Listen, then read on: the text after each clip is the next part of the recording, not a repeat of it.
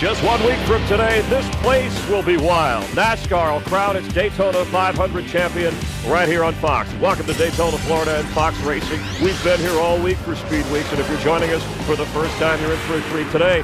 Promises to be a truly exciting day of racing between the very best in NASCAR. They are gearing up and ready to go, and we're ready to go. Hi, I'm Chris Myers, coming to you from just above historic Victory Lane. Thanks for being with us, and in just a few moments you're going to see an all-star cast of drivers that'll give us a true indication of who will fare best in next Sunday's Great American Race here on Fox. Yesterday, Bill Elliott and his Dodge won the pole for the 500. Today he goes for another victory in the Budweiser Shootout. First Dodge ever, by the way, in the shootout. So it's show and tell time for everybody, and the guy who will be telling us about the show is Mike Joy up in the broadcast booth. Good afternoon, Mike. Oh, everyone. It's simple. Take the fastest qualifiers of last year, turn them loose in a sprint race to kick off stock car portion of Speed Weeks in Daytona, and we'll see who's really fastest. That was the concept Monty Roberts had in mind when he invented the Busch Clash. Now, the Budweiser Shootout. The race has had several format changes since 1979, and it's beginning. Another new one today. They'll go 70 laps, a new distance. There are 18 starters, including past winners of the shootout. That's new, and it's the biggest field ever, and they're going to race for $900,000. There they are being introduced, congratulating one another. As I welcome you to my partners in the broadcast booth this year, the 81 Busch Clash winner, Darrell Waltrip, after 20 fast laps, and champion crew chief Larry McReynolds. Darrell, this race has changed a lot, but isn't the idea the same? Put it down and hold it there. Man, I got the entry blank for this race. I opened it up. I had to be looking through it. My name was on it. I was eligible to run this race, and I thought I broke out in a cold sweat, because this is a race that you're glad you're in, but you hate to run it. So it's one of those emotional times when you walk down to your car and you just hope that at the end of the day you finished it and didn't have any trouble. Larry, how would your setup differ today than it would for your Daytona 500 car? Well, it's still a long race, but you know, it's a non-points race. Pays a lot of money, so a lot of the engine guys have left their qualifying motors in. But to me, the real story of the day is the strategy on the crew chief's shoulder. That mandatory pit stop, it has to be on the green. Change at least 2 tires. When to make that stop is the real key, but no matter when you make it, you got to have a partner. You can't get caught out there by yourself. Well, let's go trackside down to Larry's and our Fox All-Star pit crew, led by the editor of Speedway Illustrated. Here's Dick Bergeron.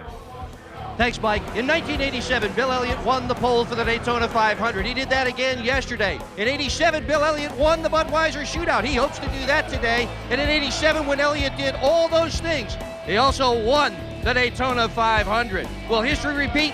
Stick around. Let's go to Matt Yoakum. Dick, the 70-lap big money non-points race may favor Dale Earnhardt. He's won 5 of the last 9, but this year there's new competition, son Dale Jr. But now the question is, with $200,000 in bragging rights on the line, how are they going to race after trading paint in practice? Steve. Oh yeah, but guys, don't overlook Jeff Gordon. He's been in this race 7 times. He's won it twice. Last year he was second. He's qualified well for the 500. This is about building momentum, and oh yeah, no more rainbow. There's flames on this car. It's on fire, Jeannie Zelasco. Oh, it's not where you start but where you finish. We all know that, but Tony Stewart couldn't be more pleased to find out he will be starting in the 4th row right next to his Joe Gaines racing teammate Bobby Labonte. 2 guys plan to stick together. They're going to use each other, draft a lot. Tony told me that he is going to follow Bobby wherever he goes, even if he goes off the track to a concession stand. Can you blame him, Chris, considering Bobby is the defending Winston Cup champion? All right, I would not, Jeannie. Thanks, Jeannie and team. And as you get a look there, how important is winning the shootout in the big picture? Well, the same winner of the shootout has gone on to win the Daytona 500 5 times, including last year with Dale Jarrett. He's done it twice. We're getting ready for the Budweiser Shootout. Counting down to the Daytona 500, Jeff Hamilton, Ken Squire joining us when we return on Fox. NASCAR's star-studded cast ready to shoot it out in the Budweiser Shootout as you look at the guys who will be competing in the Daytona 500 just a week away. The countdown to 7 days here on Fox. It all started Thursday morning. They were moving in, getting ready to work early. Haulers bringing in the Winston Cup cars to the mecca of motorsports. All the big names gearing up for the big race. The first day of practice, Robbie Gordon running the fastest lap. Dodge very impressive with Bill Elliott deserving a wow. Landing the post, and Jeff Gordon joked with Ray Evernham. I told you you were sandbagging. All right, yeah, speaking of sandbagging, Jerry Nadeau lost the second spot when his car was disqualified for being too low. And as the sun set on what was a bright day for most of Daytona, our first race, the AC Delco 200 Goodies Dash, full of a flying metal and excitement. And in the end, Justin Hobgood in the 65 car wound up winning that race. And we welcome here at our set just above victory lane, Ken Squire and former crew chief Jeff Hammond, former championship crew chief. Let's get to the story of the day developing here with Rick Hendrick Motorsports and Jerry Nadeau. Of course, now it's an all Dodge front row, but this is something with the stakes so high, a mistake that shouldn't happen at this stage. Well, Chris, I wouldn't necessarily say that. Believe me, as a crew chief, when you come down here to Daytona, you want to push the limit when it comes to the rules. You got to do all you can to make your car run as fast as possible. But Jerry and his team yesterday, their car was found 1/2 inch low in a post-qualifying inspection, and unfortunately for the team, they're going to have to re-qualify on Monday to try to get their spot in the 125 on Thursday. Not a very good start for the 2001 season for them. All right, Ken, let's bring it back to the Budweiser Shootout, and Dale Earnhardt going for, he's won 6 times already, nobody's won more, but who will everybody be watching from the driver's standpoint? Well, I tell you, there's a couple of things about along with making it a longer distance than we've ever seen before, and that is they've granted exemptions. So not only are the guys that are the fast from the previous year taking the poles, but this year, previous winners have been exempted to get in this show, and that's why you've got 6-time champion of the race, Earnhardt, in it. You've got the 2-time winner, Kenny Schrader, 99 winner, Mark Martin, and one other, the guy that won it in 87. Bill Elliott is in this show on an exemption, and he brings the first Dodge to the dance in the history of this 23-year event. And that is really going to make it a pretty exciting race. All this great marquee ready to go for 175 green flag miles. That's a big difference. Rusty Wallace saying he doesn't like the new format. Jeff Gordon told me he loves it. He's looking forward to a great race. Dick Bergman goes now with Bill Elliott. Dick? Yeah, he's busy getting himself buckled into this race car, but does this thing seem as wild behind the wheel as it looks when you're watching it home on TV? Pretty incredible, you know, the way NASCAR's got the rules right now. It's interesting. You know, the cars pick up quick. They got pretty good acceleration right now. You know, think about Daytona, it's always been a handling racetrack, and with this being 70 laps, we'll see what we can handle today in this Dodge. Okay, thanks, Bill. Good luck today. To Steve Burns. Dick, with Jeff Gordon, who's won this race twice, but Jeff, my big question is, can you even have a strategy in a race like this? I don't think you can anymore, except for just trying to be at the front at the right time. You know, it's going to be a lot about timing. You're going to go from the front to the back to the front, back to the back, and it's going to be a very interesting race. Throwing the 70 laps in there is certainly going to, you know, take it to a whole new level. We got to make a pit stop. That might string them out a little bit, but I'll tell you what, this is going to be one of the most exciting Bud shootouts that I've been a part of in a long time. We believe you. Let's go to Matt. And Dale Earnhardt has won the Bud Shootout a record 6 times today, going for number 7. Dale, what is your strategy to try to go for that record win, or do you even have one? Stay out front. Try to stay up front and get back to the front if I don't stay out front. Well, he doesn't have a problem going to the front. Back at Talladega in the fall, he was in 16th and still won with 4 laps to go. Jeannie? Well, Matt, Bobby Labonte, we know there are no points involved here, but come on, just you and me talking here. You are the defending champion. There's got to be a little extra pressure to come out here and make a statement. Well, I mean, there's no doubt that you want to run really good in this Bud Shootout, and you know, hopefully we got this Interstate Batteries Pontiac running good. But you know, there's a lot of competition out here. We're just going to go out there and do the best we can, just like we do every weekend, whether it's points or no points, and see how we turn out. It's a good way for us to learn a lot for the following week, which is Thursday and Sunday, which is really important also. Yeah, we're well aware of that. We're counting down here on Fox Sports. Mike? 7 days. 18 drivers driving similarly painted but different cars than they'll run in the Daytona 500 are set to go for a new distance for the Budweiser Shootout, 70 laps. And here on Fox, we want you to get ready to roll with us. Live on Fox from Daytona International Speedway, the Budweiser Shootout. That's a packed grandstand, and these folks are waiting to see some action, and after practice the last couple days, they're not going to be denied. These 18 drivers are ready to go at it, and go at it hard. There's a 19th car kind of in the field. It's our Fox car. You folks are the sponsors. I'm the owner. Got a great crew chief. I got a way overpaid driver.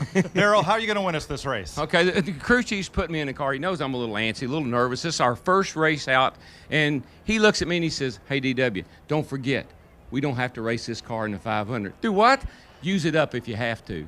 So now you got a crew chief saying use it up if you have to. A driver says, "Yeah, but this doesn't even So you go into this race with very mixed emotions, and you just have to see what happens. Larry? By the way, Larry, when am I going to pit? Well, I'll let you know on that. I've been thinking about that ever since I saw the entry blank. But what about the pit crew? They're the guys that's going to make that two-tire stop. I've been telling people for years, they're athletes. They've been lifting weights all winter. They've been practicing in 20-degree weather. And they know one mistake on that pit stop could make the difference in going to victory lane or talking about we shoulda or we coulda. We're about to find out. Let's go to the president of Daytona International Speedway and our gracious host during Speed Weeks here in Daytona, John Graham. And now for the starting command, the Grand Marshal of the 2001 Budweiser Shootout at Daytona, Mr. Peter Boudreau. Gentlemen, start your engine!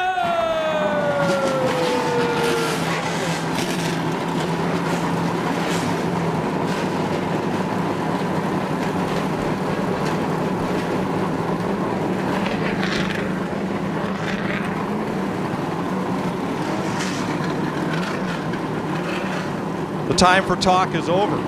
It's time to walk the walk at 190 miles an hour, 18 cars strong. Dick Berggren. Well, interesting strategy. If you talk to crew chiefs, you get all kinds of incredible stories here, Mike. I think Robin Pemberton said it best when he said, we're going to make this thing up as we go along. To Steve Burns. Well, Dick, you're absolutely right. One crew chief said we're going to come in on lap 15 because we can make it the rest of the way on gas. Another crew chief said, nah, we're going to wait till halfway. That's all we can do. Robbie Loomis said, we ain't telling you. Let's go to Matt Yoakum. Steve, I polled a number of crew chiefs, 3/4 of the field. They all say they will pit when the leaders pit because they don't want to get hung out with cars they don't want to draft with. To Jeannie.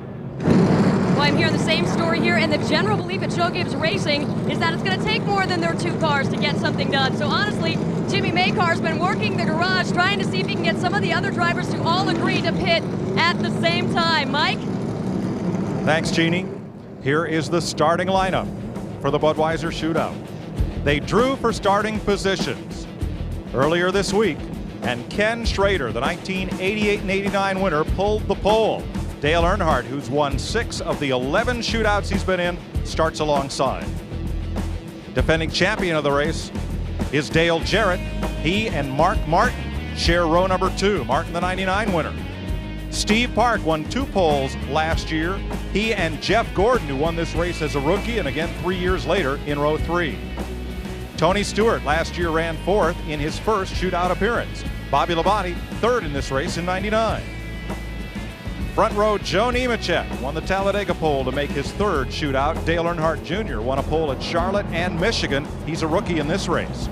Ricky Rudd, 12 previous appearances. And Terry Labonte, the 85 winner. Bill Elliott, the only Dodge in the field, the 87 shootout winner. He won the 500 a week later, as you've heard. And Jeremy Mayfield finished 5th in this race last year. The 1998 shootout champion, Rusty Wallace, and Jeff Burton making his 2nd appearance in the pole winners race. Ted Musgrave won the draw as one of the 2nd round fastest qualifiers to represent them in this field, and Mike Skinner in the shootout for the 4th straight year. That is your 18-car field as they begin to form up behind the pace car. The Budweiser Shootout at Daytona live on Fox, and it's coming at you right after this. Welcome back live at Daytona. You're watching Fox Racing, and next Saturday, the Napa 300 at 12:30 Eastern, and then NASCAR Happy Hour, don't drink and drive, 3:30 Eastern on FX. And then, of course, a week from today, the Great American Race starts at 11:30 Eastern. Be with us early to get ready for the Daytona 500. And we welcome back Jeff Hammond and Ken Squire as we get ready for the Budweiser Shootout. The winner gets $200,000. You were a crew chief for at least 10 of these races. Who do you like in this one and why?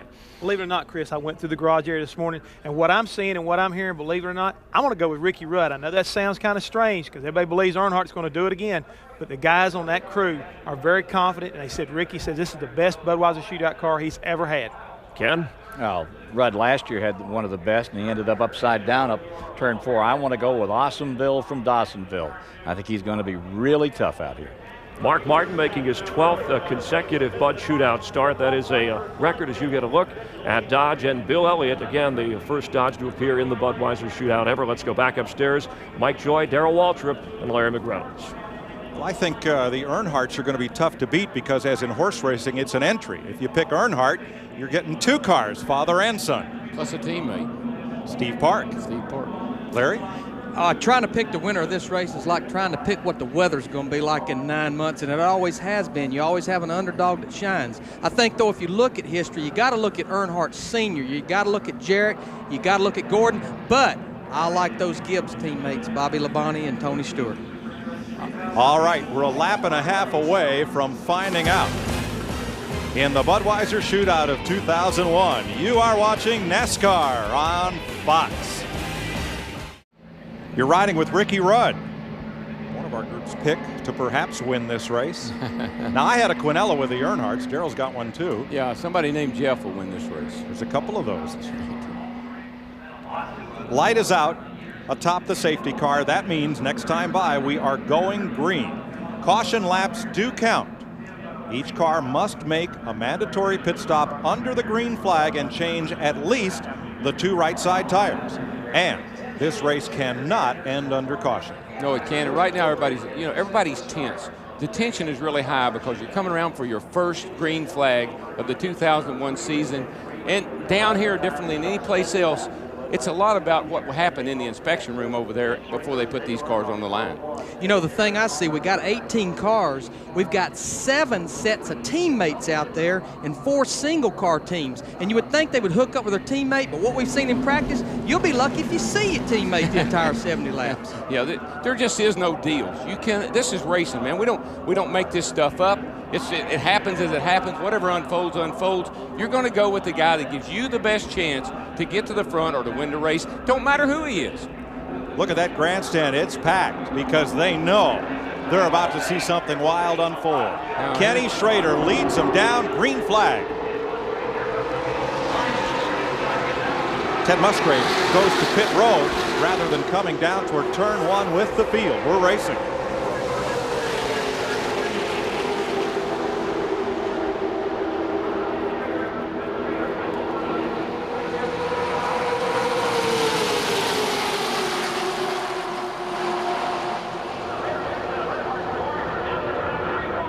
Three wide, here we go.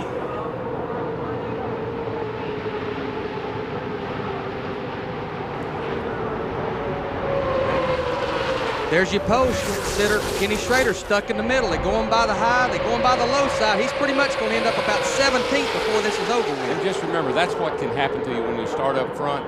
You can end up in last place in 1 lap. Even if there were 40 cars out there, they'd be going by that much faster. Now they're doing it to Jarrett. He's kind of like a hot dog getting squeezed right through that bun, right to the back if he can't get back in line. Looking inside of Ricky Rudd's car, and it looks like a nice, calm ride, but trust me, folks, there's a storm going on out there outside of that car.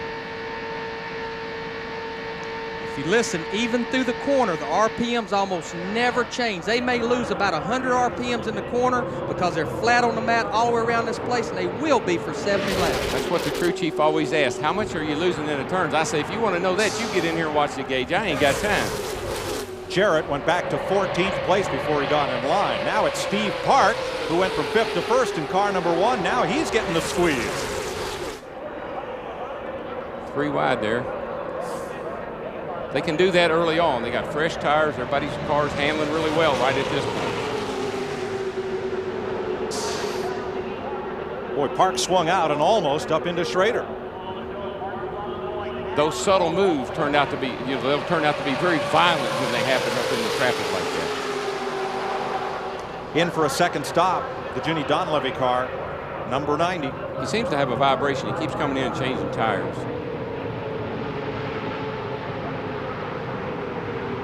Here's Jarrett storming back toward the front. Not much luck there. Mayfield there with Bobby Labonte. Darrell, you said a minute ago that, hey, if crew chief wanted to know something, to get in with you. Remember that one time down Talladega you told me that, and I got in with you? Yeah, and we went 210 miles an hour. And that's when I knew that you were not all right. You were a sick little man. Hey, working for you kind of rubbed off. You know what I'm saying? He rode with you at Talladega? At Talladega. They had all these gauges in the car, and they wanted to know what they. I said, I can't look at all those gauges. So he got back in the back seat and rode. And I had to go fast to make it all work. Of course, folks, there is no back seat. There's just a bunch of tin work and roll bars back there. Saw a little steam come up out, a little puff of water come up out of one of those cars on the outside there. They're going to run these cars just a little differently, and they might run them in the 500. They got them taped up. They're going to run them just about like they qualified. Earnhardt loses the lead to Mark Martin. Jeff Gordon on the low side with Martin, then Bobby Labonte. Mayfield. Ho-ho! He just wanted him to know he was there. It's just a little friendly tap. Jeff Gordon came from second on the inside to the lead. He's bringing Labonte and Mayfield with him. And the Earnhardts are hooked up on the outside. Gordon dropped down to get Labonte to help him come up behind him so they could pass Earnhardt. Earnhardt is really hard to pass when he gets in front. They want to shake him out of the draft if they can, get him back in the field. You're riding with Mark Martin. Coming right up the middle. But only so far. Gordon just slid up the racetrack a little to hold him. Look at that, 3 by 3 by 3 by 3. And they'll all tell you can't do that. They'll all stand on the sideline and say, you can't run 3 wide here.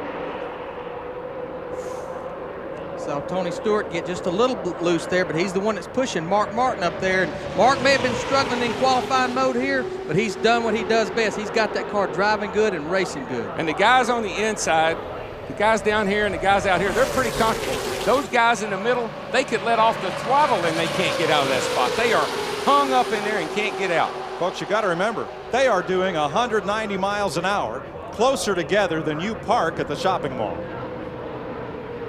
There's a lot of hand signaling going on right now. I can tell you that. Everybody's saying, come on, get behind me. No, get behind. They're moving all over the place. You're just trying to find some place where you can move.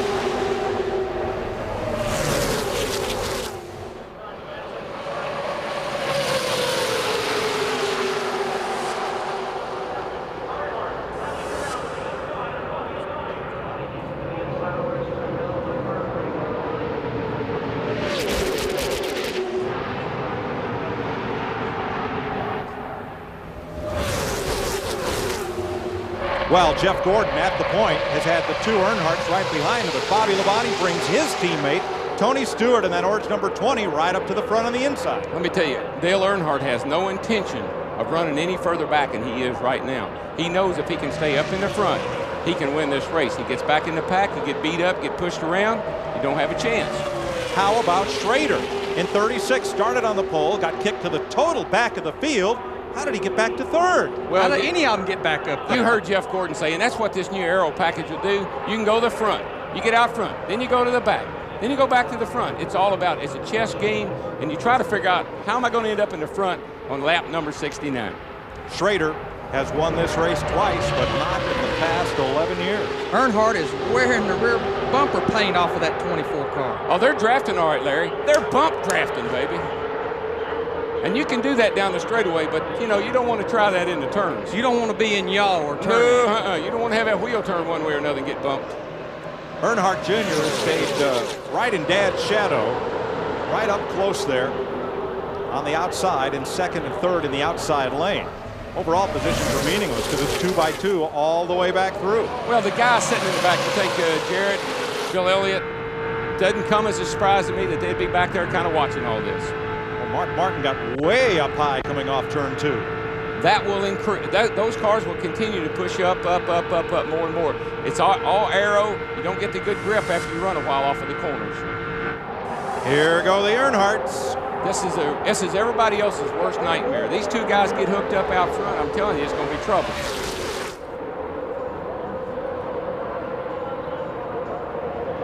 Now, is Dale Sr., is he going to leave Son hung out to dry there? If he gets a chance, do you think he'll drive down in front of Jeff Gordon, or will he stay right there, Darrell?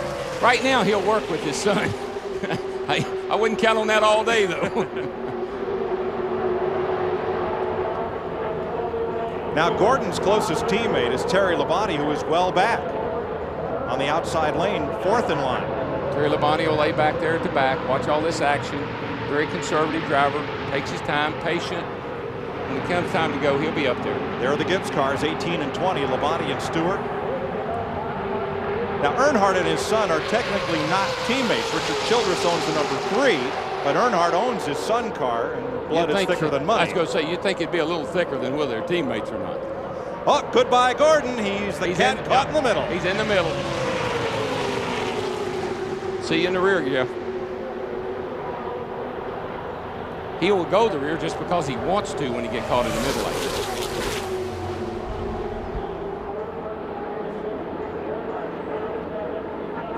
Ten laps complete, 60 to go in the Budweiser Shootout. Earnhardt, Labonte, Earnhardt, Gordon and Stewart on Fox. Welcome back to Daytona, where Bobby Labonte leads the Budweiser Shootout, but only by inches, and not anymore. Earnhardt Jr. is going to take over the front spot, leaving his dad in the high lane. He can get alongside, but buddy, it takes a whole lot of horsepower down that back chute to pass. That's a pretty strong top line to be trying to get by right there. Those guys are lined up in that high line, and I know it depends. Here's Earnhardt moving to the inside of Bobby Labonte. He'll do that just as Labonte moved down to pick up teammate Tony Stewart a lap ago. Earnhardt Sr. moves down and up right across the bow of Labonte. That right there is absolutely breathtaking. Trust me when I tell you that. And you're on that radio, Bobby Labonte, and say, did you see that? And I'm sure he went there before the spotter even thought about saying it. Oh, yeah. Need we explain why they call Earnhardt the Intimidator? I don't think so. Boy, Rudd's windshield looks like it's got oil all over it or something. He doesn't have a very good view there. It wouldn't surprise me if somebody had blowing out a little fluid of some kind, because like I said, they run these things taped up. Terry Labonte also says he's having trouble seeing. Steve? And we also heard Dale Jarrett said that his windshield is full of grease. He thinks it's coming off the 36 of Kenny Schrader. Let's go to Matt. And Steve, the one car is also complaining about a dirty windshield, but Dale Earnhardt can pretty much go where he wants to. He found that out in practice. He could pull out and pass at will, so right now he's just riding. He has not said one word on the radio since they dropped the green. Jeff? Guys, one of the things, I was over at the Gibbs shop not too long ago talking to some of the crew members. The 18 car that Bobby's in right now is not one of his favorite cars. As a matter of fact, it's his least favorite car. The car's got really good drag numbers, but Bobby hates the way it drives. But right now, it looks like it's an awful good ride for him. Labonte in that green car, second behind Earnhardt. You see the worried look on the crew chief on the side of Kenny Schrader's car. That's because he's just been informed they've gotten the black flag from NASCAR, leaking oil. Schrader will have to pit and see if they can plug that leak and get him back out. Now, the only good thing about these guys that have this dirty windshield is because of new technology, they really won't have to clean that windshield when they do make that pit stop. They got a tear off that they can yank off, and they'll have like a new windshield again, so it'll keep them from having to actually clean it, because they're only going to be there for about 6 or 7 seconds for those 2 tires when they do get them. But they're driving, I mean, it's like driving in the fog right now. They're just kind of seeing things ahead of them. If anything should happen, that's when you can have a problem. We started with 18 cars, and now 11 of them have broken out front. Bill Elliott trying to work his way up and along. He is the last of that 11-car breakout and the only Dodge in the field.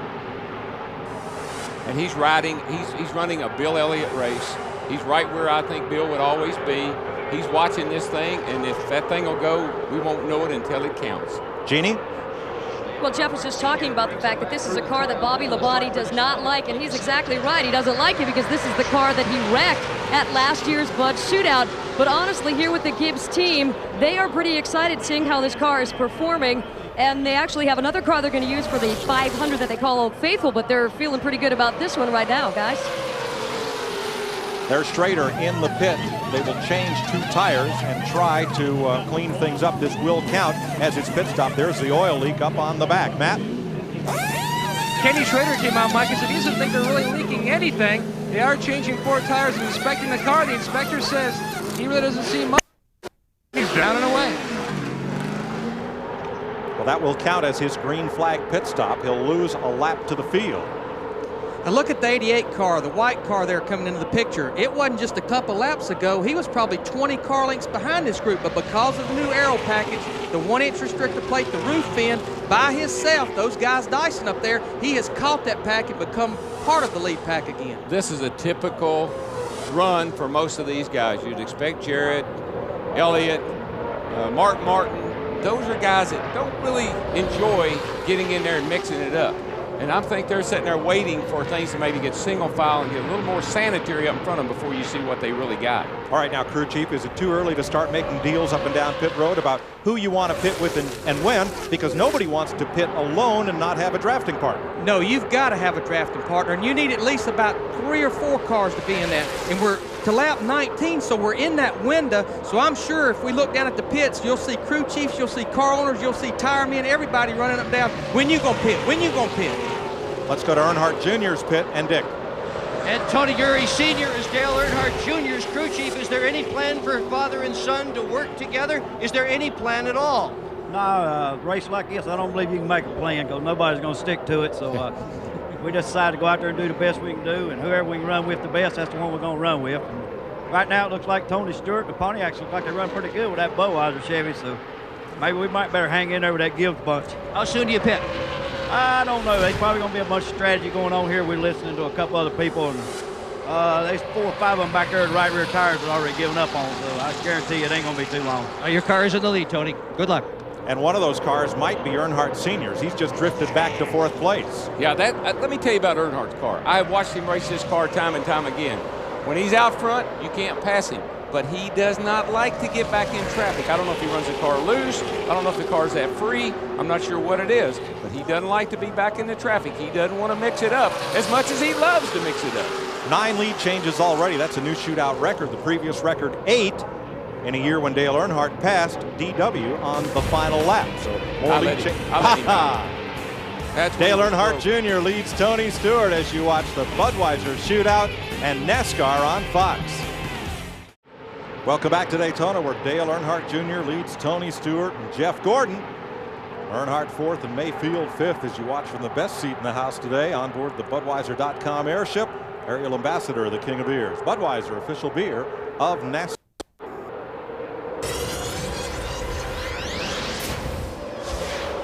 The Budweiser Shootout continues with 23 green flag laps. Kenny Schrader and the 90 of Ted Musgrave have made their pit stops. Jeff Hammond. Mike, one of the things here at Daytona, normally on a long run, cars start to pick up a push. Darrell and Larry both talked about that. And speaking with Jimmy Finnick earlier this morning, in 35 laps, the Mark Martin car, his right side tires were totally worn out. The new downforce package is wearing the right sides a lot more than ever. If a car starts pushing, don't be surprised if you start seeing pit stops here in the next 10 laps. Yeah, that's definitely going to be the deciding factor, I think, on when they pit. You're going to run, as long as you can run your car wide open, it'll stay on the bottom, then you're not going to be wanting to pit. But as soon as you start pushing up the hill and the car starts getting ill to drive, like Earnhardt, I believe Earnhardt's in the pits. He's got with Gordon, 24-3 in the pits. Gordon just about slammed on the brakes and peeled off at the last second. It is Gordon, Earnhardt, Skinner, all coming onto pit road and taking more cars with them. Nemechek, Terry Labonte, and Rusty Wallace are all pitting. Matt? The 24 car is a surprise pitting with the 3, but the 31 isn't. They had made a deal to pit with the 3, the 31, the 33, so you would have the 3 rad cars and the 36, but the 36 is out of sequence. Now to Steve Burns. Jeff Gordon took just right side tires, Matt, right side tires for the 24. Labonte and Wallace finished their stops on the right side of your screen. Gordon momentarily stalled the motor, but he got her fired up and it was away. He had a good stop. 25 laps complete, 26 this time by. Looks like Bill Elliott's going to hit pit road here 1 lap later. And he is now Lonesome Bill from Dawsonville. No one pitted with him. Oh, this is the most antagonizing thing in the world. 55 miles an hour down pit road. Your pit seems like it's 5 miles away and you're never going to get there. And the best news for him is everyone else is going to have to come on pit road sooner or later. Dick Berggren.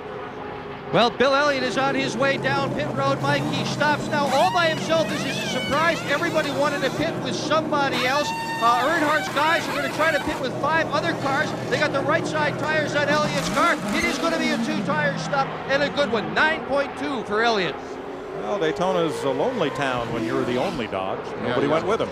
You know, nobody lost a lap, so they should shake out when it's all said and done, right back about where they were. Tony Stewart now the leader. Dale Earnhardt Jr., Bobby Labonte in 18. That black car is Mark Martin, number 6. Jeff Burton is up to 5th now. Ricky Rudd 6th. Jeremy Mayfield 7th. Dale Jarrett 8th. This is the part of the race. There's single file. Not a lot going on right now. Right now, you're catching your breath. You're saying, whoa, man, I'm glad we finally got strung out here a little bit. You're kind of adjusting your mirror. You're looking at your belt. You're checking your gauges. You're going through your little rundown here, your little schedule checklist to be sure when it comes down to 10 to go that you're in good shape. Gordon and Earnhardt have hooked up together 3/4 of a lap behind the leaders. Here they are, and there's quite a gap back to the lead pack. And I'm sure you won't see no racing out of the 24 and the 3 car. They need to stay in line. They need to keep making up as much ground as they can. You look back about 15 car lengths behind them, you see Bill Elliott. Then a little bit further back, coming out of the Trove, you see Mike Skinner. And here comes the cars that's leading the race, but they still have to make that green flag stop. Mike Skinner is the fellow who got left behind when all that group pitted. Ooh, Labonte climbs the hill down in turn 1. Well, that could be tires. Once they start doing that, I mean, you lose grip and you just start chasing it up that hill. Everyone back in line. Now Martin pulls to the inside to take advantage of Labonte. Larry, I might not have been able to make it to that 50 laps I wanted to run to. You'd be wanting them tires twice. I think I'd probably be hollering right now, who said 50 laps? Now, the only gamble on the cars that have not pitted yet, should we get a caution and they go back racing, they still got to make that green flag stop where your Gordon, your Earnhardt, your Elliott, your Skinner, they've already made theirs. So it's a little bit of gamble as these guys stay out there longer and longer. Larry, would you have brought our car in with them? I would have done been there. When I saw Gordon and Earnhardt hit pit road, I'd find me one car and I'd be on pit road. Jeff Hammond, how about you? Would you have pitted with them? I'd like to challenge him on that right there. I still believe that you're at Daytona. When the car starts getting to push, you can't drive it. Fresher tires at the end, I think would be better. So I think some of these guys right now that are staying out, they're going to be the cars to beat later on. So Jeff, as long as he could have stayed on the lead lap, would have stayed out on the racetrack. Well, Darryl? as long as I can keep my car on the bottom, as long as I can keep my car down low, it's not got that big push in it, I would stay on the racetrack as long as I could, because those fresh tires are going to pay dividends at the end of the race. You got to know that, Darryl. We won a race with fresh tires one time before, and you can already see as the deal is being made, when's everybody going to come? We're getting close to that 35-lap deal. The 18. Down to you, Dick. Let's see what's going on. Well, the guys from Dale Earnhardt Jr.'s pit have just made a big run up pit road. They've talked to Tony Stewart's crew, and they've decided they're going to pit together. Time uncertain, but they're going to pit together, Mike. Bobby Labonte and 3 other cars have made a deal to come in together. And one interesting thing I saw in that picture a while ago, that was Todd Parrott, Dale Jarrett's crew chief and the engine builder from the 18 car, and I saw him hold up 4 fingers, which means we're thinking about putting 4 tires on. Well, the longer they run, that's not a bad call. Listen, guys, handling. You hear these guys week in, week out, but at Daytona, handling is as critical as horsepower is in the race. But here, where you cover a football field a second, Larry, how much longer will it take to change 4 tires instead of 2? Well, these guys are changing 4 tires in about 12 or 13 seconds. The key, the 4 tires will be good. If you could get 3 or 4 cars to do it with you, then you're definitely going to be better off. Oh, yeah. I think we're going to see somebody take 4 tires. Jeremy Mayfield broke on the back straightaway. He is going to the garage. Tell you something else that's pretty interesting. The 24, the 3, and the 9, that pack behind them has not been able to close down on them. They've been maintaining about the same distance. Now remember, Bill Elliott pitted all by himself. He raced up and caught that group. It wasn't many laps ago. As I pointed out, he was about 10 car lengths back. He's done caught these guys, so he's stronger than he's been showing. Oh, I think he's about like he was qualifying. Yeah, first.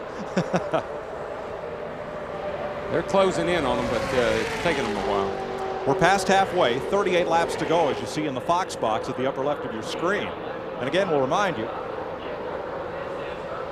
that across the top are numbers, positions, and driver names, and we have a second line underneath that ticker. In this case, it's showing you where those cars started. Steve?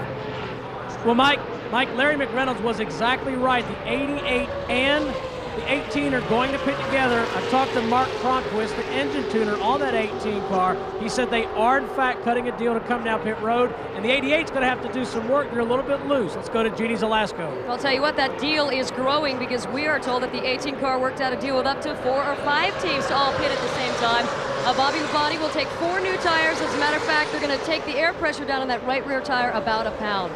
Now, if Tony Stewart, Dale Jr., and Labonte lap the 24, the 3, and the 9, and a caution comes out, now what?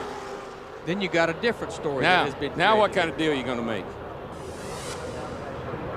Closing in to perhaps lap Gordon, Earnhardt, and Elliott.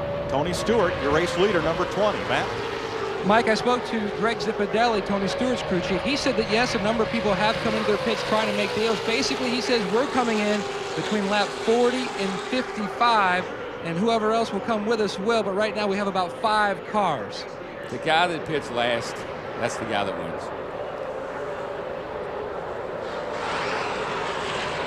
Sean Parker from Mark Martin's car just came down to Dale Earnhardt Jr.'s crew. He's trying to strike a deal. They want to come in together, but the question is 2 tires or 4. If you take 2 tires, you're out of here more quickly. Parker would like to take 4. He's trying to persuade Earnhardt's guys to do the same thing so they can hook up after the pit stop and run as a group. The only way you're going to know what to do, and if that's the right move or not, is they scan each other.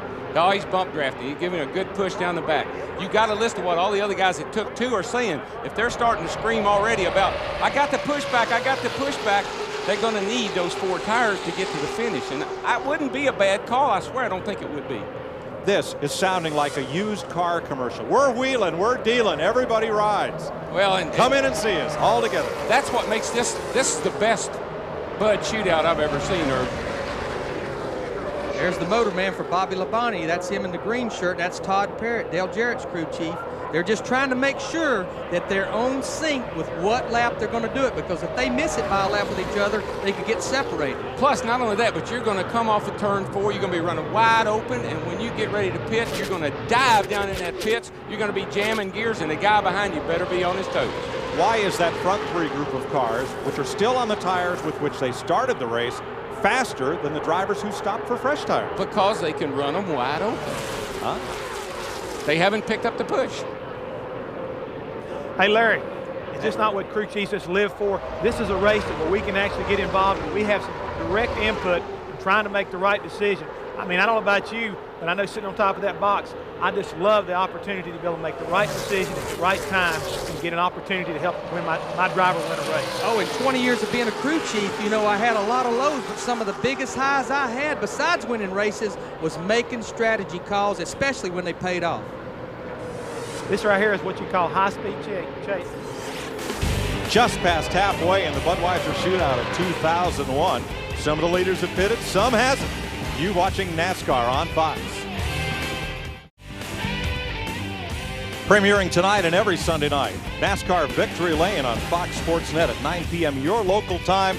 They'll take you from pole position to the checkered flag every Sunday evening. In the Budweiser Shootout, 39 laps complete. Tony Stewart, Dale Earnhardt Jr., Mark Martin, Bobby Labonte, and Jeff Burton are the front 5. None of them have made their green flag pit stop yet. No, and those tires are starting to really pay dividends for Earnhardt and Gordon. They're able to work their way back to the lead here, but they're a lap down, obviously. But Tony Stewart,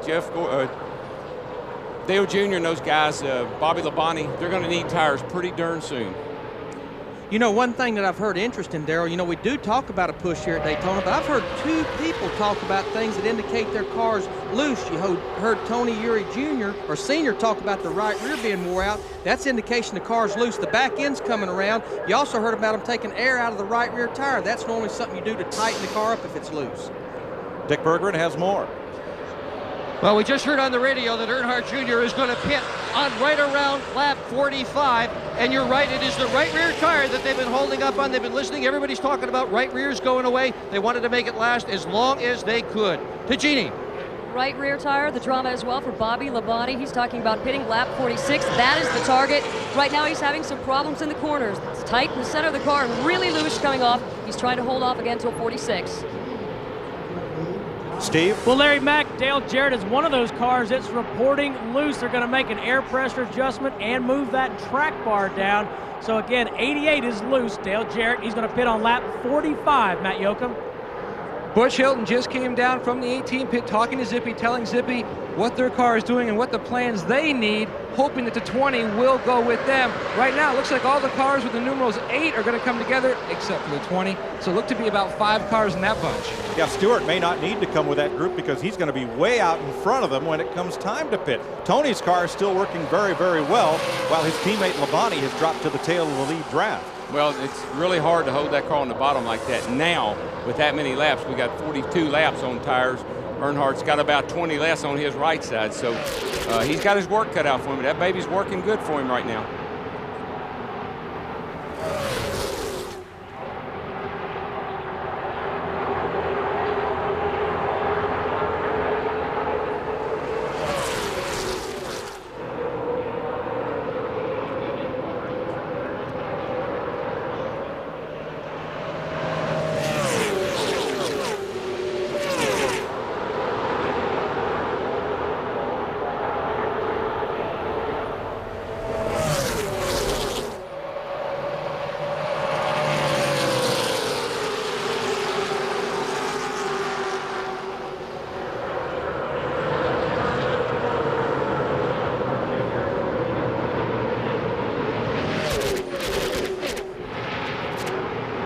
Ted Musgrave has gone behind the wall, joining Jeremy Mayfield as the 2 cars out of the event thus far. 43 laps complete, 27 to go.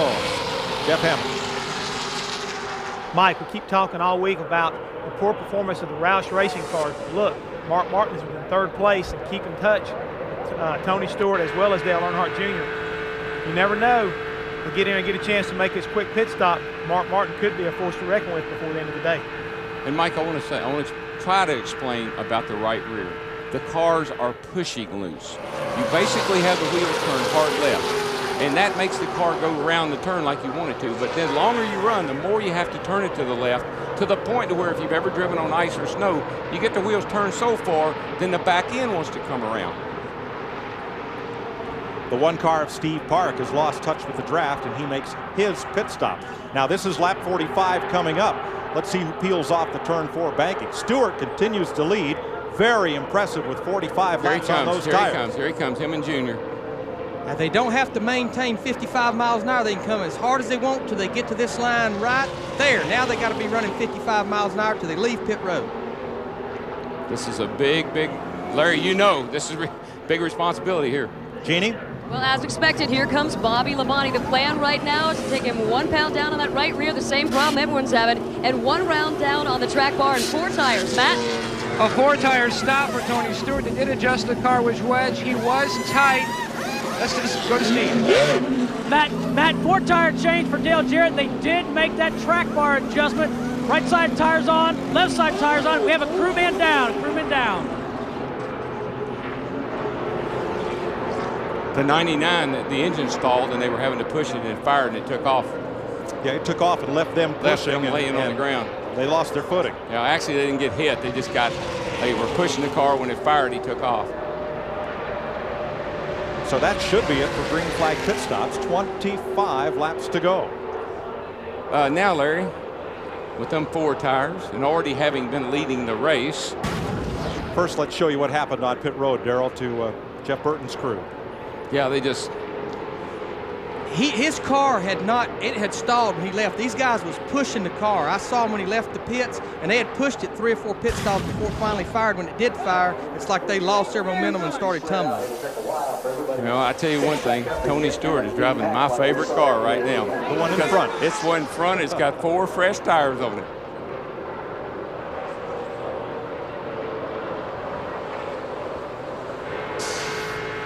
You're riding with the leader, Mark Martin, who took on only 2 tires when many of the others took 4. And he's got about a 20 car length lead, and that'd be great anywhere, DW, except Daytona. Yeah, he's running about 2 seconds slower in that pack behind him. That's the difference between 2 tires and 4 tires in the pit stop time. About half the length of the straightaway that Mark Martin currently leads by. But for how long? That is the question. 22 laps to go. in the Budweiser Shootout of 2001. Mark Martin all alone out in front of that pack on Fox. Welcome back to Daytona and the Budweiser Shootout. 22 laps to go. Tony Stewart and Bobby Labonte with those 4 fresh tires have worked their way past Mark Martin and into the lead. Yeah, it didn't take them very long. I was catching by what, Larry? A second and something a lap. Second 2/10 in 1 lap. Yeah. Here's how it happened. There's just no substitute for tires here. Right down to the bottom of the racetrack. Yeah, and it doesn't hurt to have your teammate pushing you either. That's another plus. You see the 99 run up behind the 6, and he's trying to help him, and they're going to be able to hang in there pretty well, I think. But I don't believe they'll be able to challenge those 2 Pontiacs. You look at those lead 4 of the top 4 there. The only one that changed 2 tires was Mark Martin in the 6 car. Tony Stewart, Bobby Labonte, Dale Jarrett each changed 4 tires. Yeah, and Jarrett had a pretty slow stop. He got out late, but he's certainly proven that the 4 tires would work the time. Here comes Earnhardt Jr. hunting 4th place as he and Jarrett get side by side. Look at Jeff Burton right there on the outside. Despite having all those problems, he moves down to the bottom. He's back up in there despite being on pit road a lot longer than anybody else. And that'll bring the rest of that pack right up to them. Got to remember something about that 99 car. Didn't he win this race here in July? The 400, not this race, but he won here in July. And that's a fast car. Look who's back in the picture there. The old man in black right there. Yeah, well. He and Jeff Gordon moving along. It's going to take, if he can pull this out with 2 tires, he is the man. Rusty Wallace right with them. Every time I say that, somebody must tell him, Waltrip said you can't do it. And he'll go right up there and do it just to spite me. And he told you yesterday, why don't you come ride with him? I wouldn't ride with him. I'd just soon get an electric chair. The sensation would be the same, right? I didn't even like riding up in another car out there with him, let alone in one with him. 13 cars pretty much in the lead pack. Every time I'd get around him, here's what I'd hear.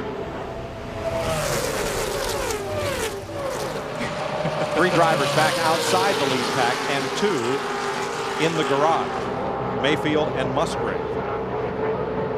That's the first thing I'd hear. Then the next thing I'd hear wasn't a very good sound.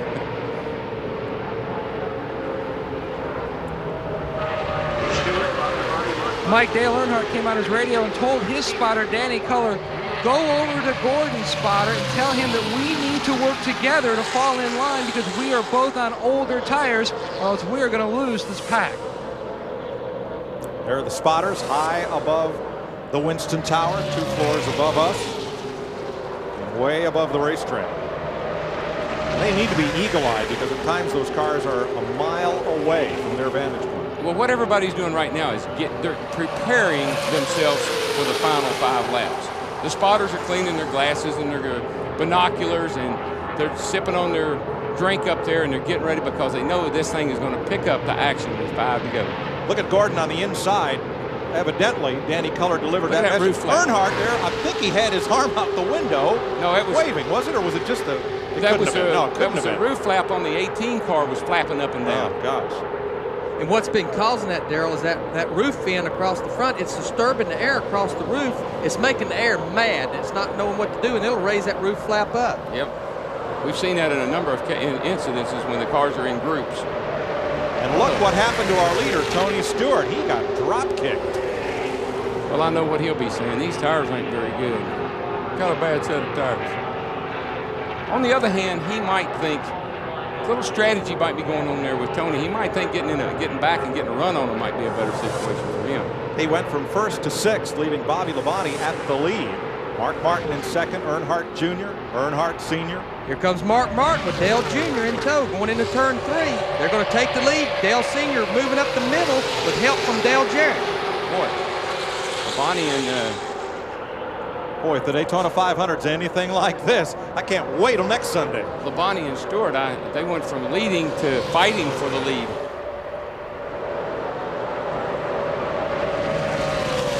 And here comes Junior with a look to the outside. I got to say, these cars have got a lot of grip.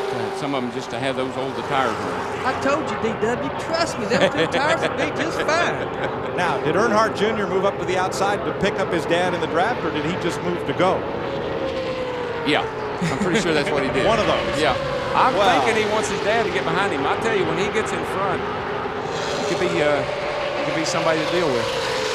There's a little bump drafting there at the end of the back straightaway between the Earnhardts. The reason they hit at the back there, at the end of the straightaway, with the plate and the drag these cars have, the front car slows way down at the end of the straightaway.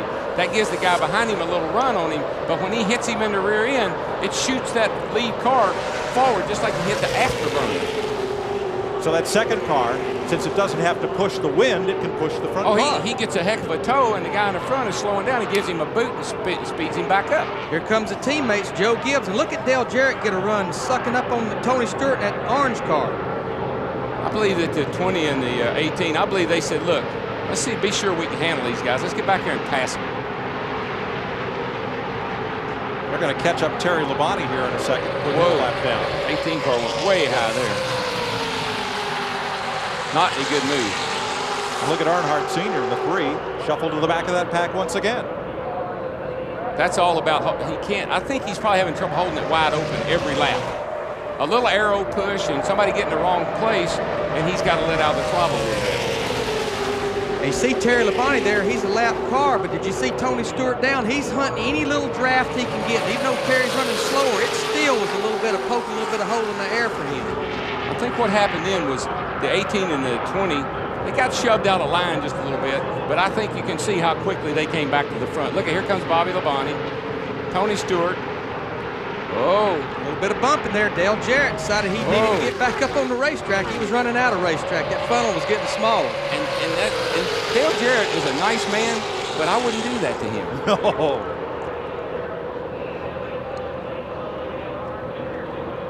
Dale really don't have no help down there on the bottom of the racetrack. No, anytime you get cut off going into 3 like that, you've got to lift a little bit. You lose your momentum, and you're going to get passed by a lot of cars.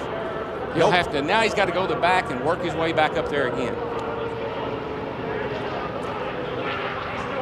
Mike, I asked Kevin Hamlin, the crew chief on the 3 car, if you had it to do all over again, seeing now what you know with the 20 car, how strong it is on 4 tires, would you have gone with 4 tires? He says, no, I think we go 2, because this thing's not over yet. Here comes Junior for the lead by his lonesome on the bottom. That was strong. That was strong. Here comes Stewart right back after him. That's horsepower down the back. That's Whoa! Tony gets loose there off turn 4. That's handling off of turn 4. That's a handful off of turn 4. That might have even scared Junior. I don't know. Scares me. I'm way up here. Oh, Junebug, he got to look at the back of that Pontiac in. Watch this. Coming off of turn 4, he's got that thing cranked down under him, and he says, hello. Oh, yeah. Junior never even flinched. He didn't even look over. He didn't even know he was there. Nah, he didn't. It didn't bother him a bit.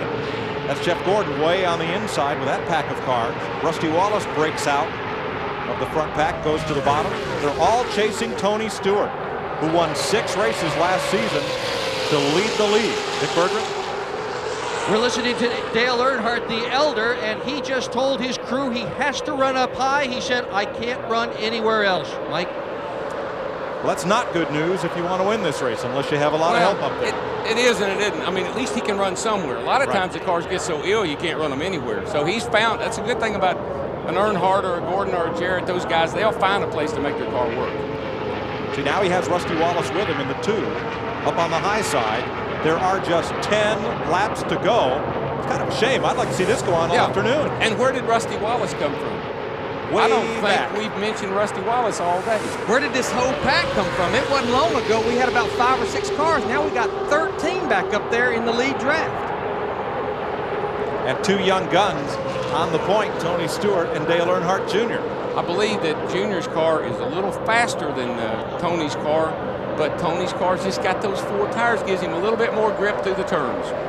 Now, the crew chief's talking to their drivers. What kind of input feedback is going on right now? Right now, the crew chief isn't saying a word. The crew chief can't do nothing. It's driver keeping his mouth closed, crew chief keeping his mouth closed, spotter doing the work right now. The only guys that are saying anything are the ones at the back, and they're giving out a whole bunch of excuses why they ain't up no closer to the front. There's nothing that crew chief can do now. They can talk about what they should have done after this race, but pretty much for the next 9 laps, they've got what they got. Jarrett's on the inside trying to make a move. No one goes with him, and he makes a move, but it's back one spot. Yeah, well, he had a car. You know, he run up to the front there a while ago. He's trying to work his way back. Really what he's doing. He'll need some help to do it. Can't get anybody down there with him. That's his teammate in the black car there on the outside, Ricky Rudd. Man, you look over and you know it's your teammate, and you say, hey, bud, I'm on the help. Can't do it right now, Parr. I got to go. Catch you later. Yeah. He's going to go back to about 9th position. And here he comes through turn 2, trying to picks up a spot, goes back a spot. As you can see, they keep the cars that got 2 tires are running higher and higher and higher. Bad news is, boys, they're going to run out of racetrack here in a little bit. Jarrett back to 10th. Tries to slip up in line, but can't do it in front of Schrader, so he'll go back to 11th. Ricky Rudd now makes a run. I was going to say, didn't somebody pick Ricky Rudd to win this thing? I believe that was our partner, Jeff, down there. He's been in the pit. Oh, he's been in the garage. He got some inside information. But nobody seems to be able to go alone. Rudd gets back in line just as Gordon breaks out on the bottom. You get such a run right at the end of these straightaways, right at the end of going into turn 1 and right at the end of the back, and if you got room to go. And Gordon just climbed the hill and almost got to the turn 2 wall. From Mark Martin. And Schrader slipping past.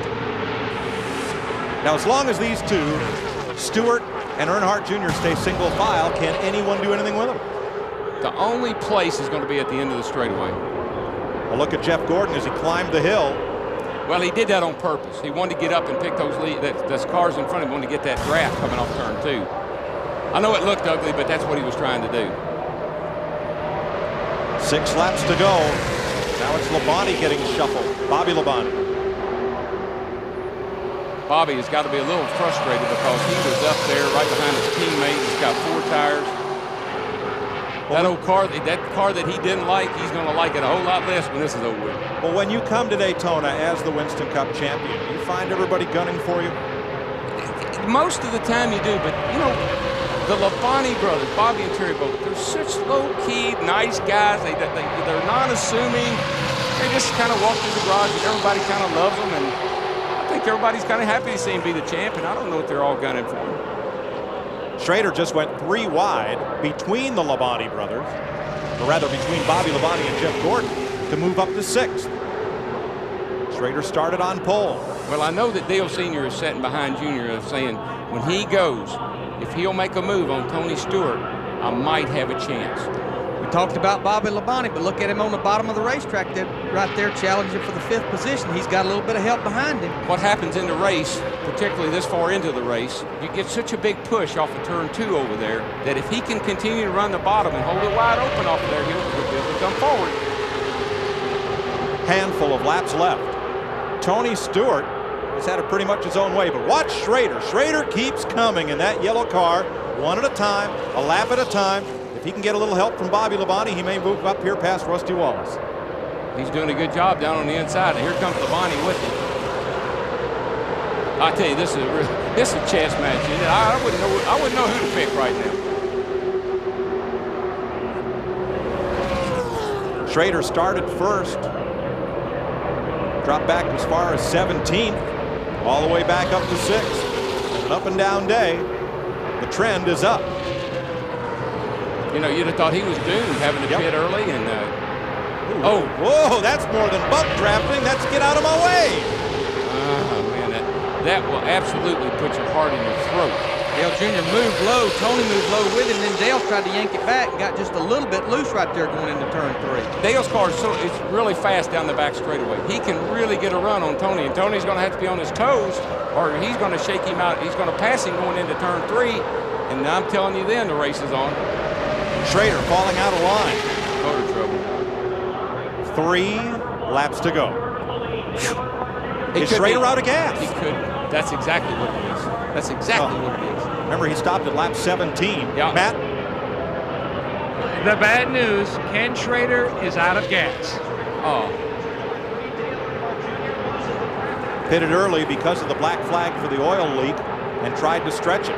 Here comes Earnhardt to the bottom on Tony Stewart. What is this all about? Well, he can see the air. He can also smell the money. It's 2 laps away. I think it's that open face helmet. I think it's something about that helmet that lets him feel. He don't see anything. I think he feels something. No one has won more races at Daytona International Speedway than Dale Earnhardt. Let me tell you something. That wasn't all that bad a move. We'll have to see how it plays out. But I think Tony Stewart was feeling like he might not be in a good position leading this thing on the last lap. Darrell, they are running that high side of that racetrack.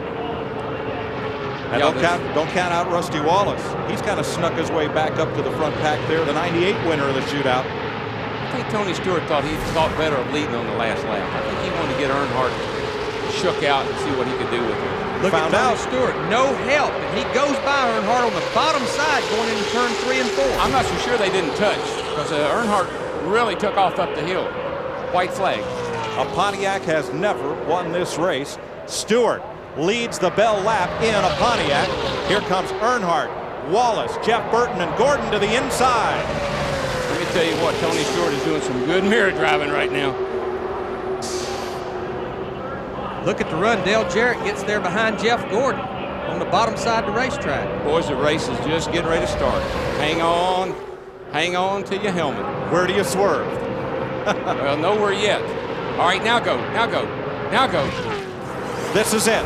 Down to turn 3, final time. If he doesn't get him here, he doesn't get him. 3 wide going into turn 3. Dale Jarrett pulling Bobby Labonte along with him. He's up to 4th.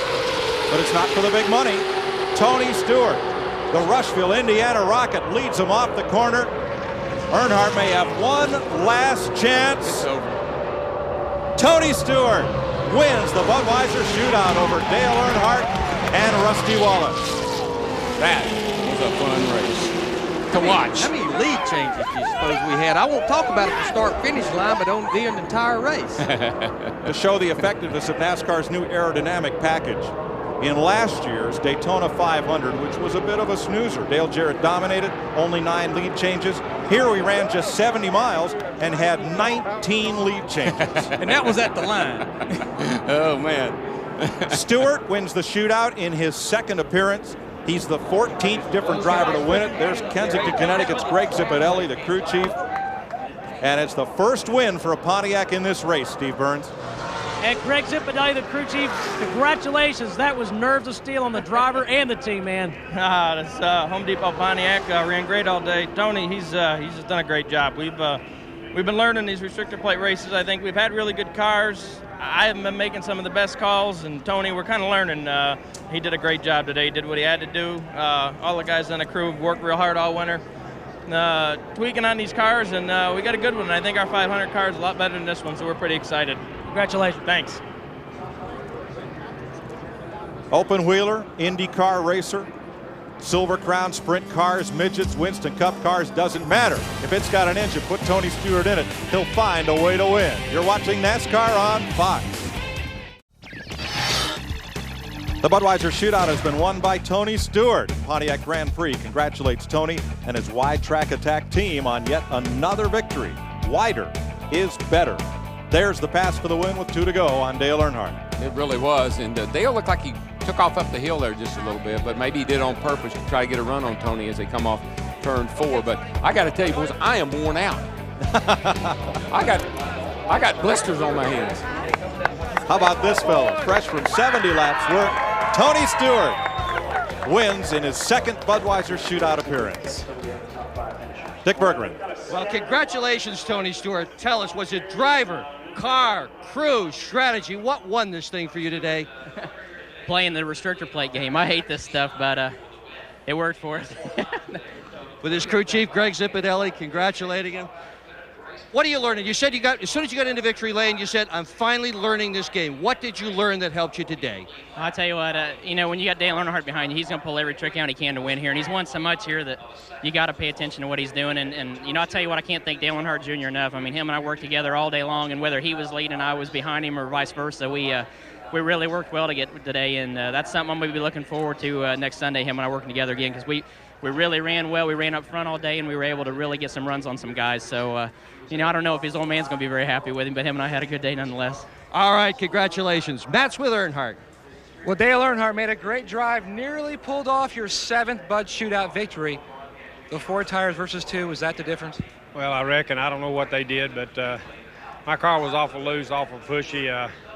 I could tell they had better rubber on it, but I just kept driving the car, flying the car, doing the best I could on the top. And Rusty and the guys worked real well with us. I just knew I needed that top lane. I couldn't get on the bottom. I'd shove off of turn 2 with the wind and everything. So we just kept working, and I tried him one to go and got the lead. Maybe it's too soon. Well, he finishes second. I'm told down here, speculation is the 20, the 3, the 2, and the 9 will be headed for a trip to the wind tunnel later tonight. Now to Steve.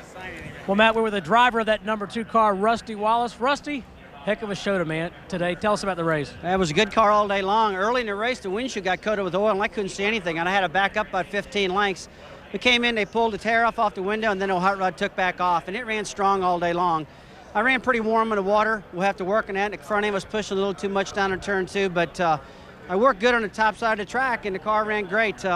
Going into turn 3, 1 lap to go, Dale went low. I started to go high, and I thought I was going to get him there and maybe pull off a victory when Stewart was doing what he was doing. But I'll tell you what, all in all, coming from tail back to 3rd, I thought it was a good run for the Miller Lite Ford today. It was a real good car today for me. Great run, Rusty. Let's go to Jeannie. Dale Earnhardt Jr., not that you can get an assist in this sport, but Tony Stewart just mentioned you and wanted to thank you for your help out there today. Yeah, Tony's one of the guys that'll work with me with the limited experience I got. I don't got a lot of guys that respect me out there, so that comes with time. And me and Tony have been buddies for a long time. He's raced with me in the Busch Series, so I help him out on the draft, and he helps me some. What did you say to your dad at breakfast today to make you get out there and swap so much paint? And it looked like there was some help, and then maybe you were hung out to dry a little bit. Yeah, we worked together the first half of the race, I think. We really haven't ever sat down and talked about it, so I really don't know what he wants me to do when I'm behind him or whatever, but I did what I thought he'd want, and got him in the lead a couple times. He helped me out a few times, but when it comes down to the last 10 laps or so, ain't nobody going to be helping you. So Tony was just a lucky guy to be up front. I mean, I wouldn't never thought he'd have won the race, but he was a lucky guy that wasn't having to race everybody back there. Well, we should be honest here. Your dream was that you won the Daytona 500 Knuckle Butt Shootout, so your dream is still alive, yes? It's looking pretty good, I think. We didn't win today, but there ain't nothing cold Budweiser ain't gonna fix. Oh, the sponsors love you. Guys? Yes, they do. There is a very soggy but very happy Tony Stewart. After a great win here in the Budweiser Shootout, in only his 2nd appearance in this race of pole winners, he led 36 of the 70 laps. Dale Earnhardt trying for his 35th Daytona win finish. 2nd, Rusty Wallace climbed the ladder all the way to 3rd from tailback, as he said. Dale Jarrett 4th, Jeff Burton finishes in 5th. Earnhardt Jr., a 6th place finish. Bobby Labonte's car faded a bit to 7th. Mark Martin got close. And here's a look back through the field with 16 of the 18 starters running.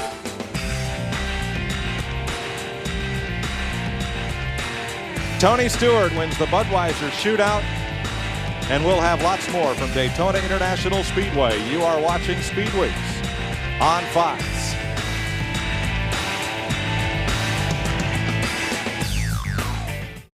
We want to thank the Budweiser.com airship for their aerial views, reminding you, as Dale Earnhardt Jr. did, that Budweiser is the official beer of NASCAR. All right, were you paying attention?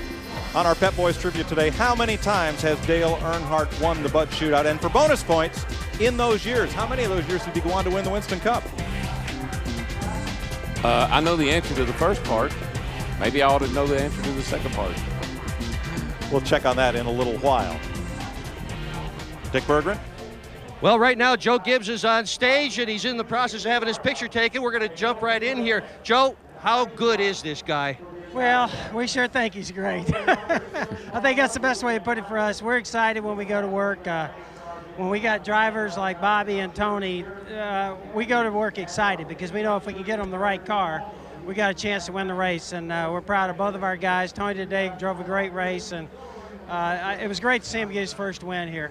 You've seen a lot of terrific athletes in your time. How does this guy rate in comparison to the others? Well, I think he feels like he belongs. You know, some athletes, feel like, hey, they just want to make the team, and then I think other athletes want to be great. I think Tony's one of those guys who would like to be great, and so we just hope we can do our part. Zippy did a great job. The whole team is a great team effort, and Lord bless us with a great day, and we're just thrilled. Congratulations, Joe Gibbs, winning car owner. Tony Stewart and Greg Zipadelli celebrate there. Here's the answer to our Pep Boys trivia. Earnhardt has won the Budweiser Shootout more times than any other driver. 6 times. He's never run second until today, and in 4 of those 6 years, he went on to win the Winston Cup.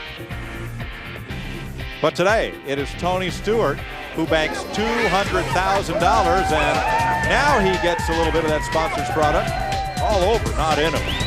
We will be right back.